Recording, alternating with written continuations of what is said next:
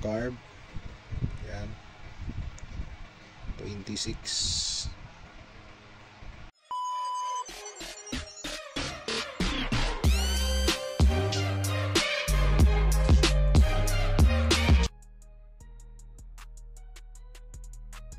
Ayan, good day mga idol. Unboxing tayo ngayon dito sa nabili kong Navy carburetor na 26mm.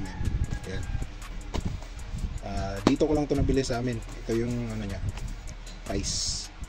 Ayan, 2,100. Sa online may nakita ako nito around 1,600, 1,500 ba yun. Tapos plus shipping kung dito sa lugar namin is around na siya, mga 1,800, almost 1,900. Mas pinili ko na lang kasi dito bumili.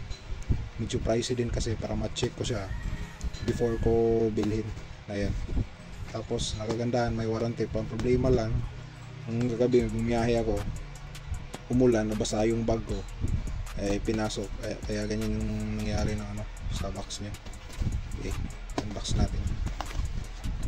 Yan, pagpasensya nyo na yung box,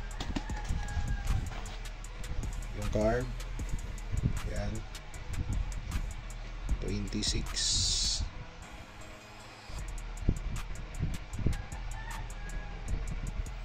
Tapos tingnan natin yung kasama niya.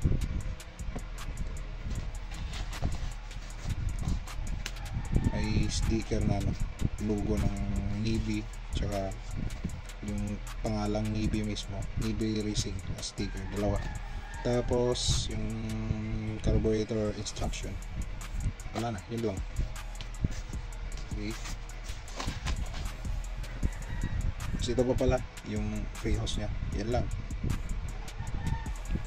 Tanggalin natin yung yung ito para makita natin kung ilan yung stock na pilot tsaka main jet. Okay.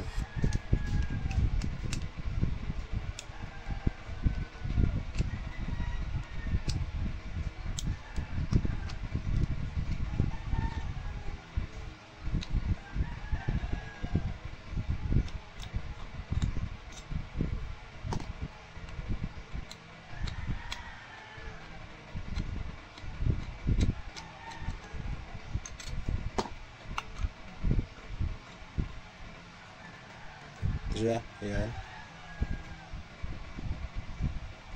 Tatanggal siguro to.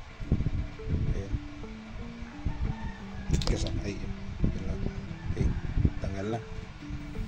Yung kinaibahan lang siguro nito dun sa yung gamit ko replacement na class A na 26K is may may butas yan dyan.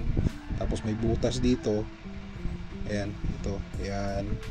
Yung Kehen ko na class A, parang na yun, may power jet.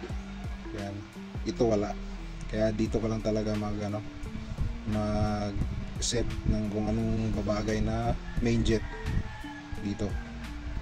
Bali yung kasamang nya main jet is hindi kita yan, 110. Hindi kita sa basta 110 yung main jet. Tapos yung pilot jet is 40 yung nya, pilot jet. Ayan. Lagay ko muna dito, tapos i-check natin yung nya, piston slide or tawag na dito, plunger ba yan. Yun.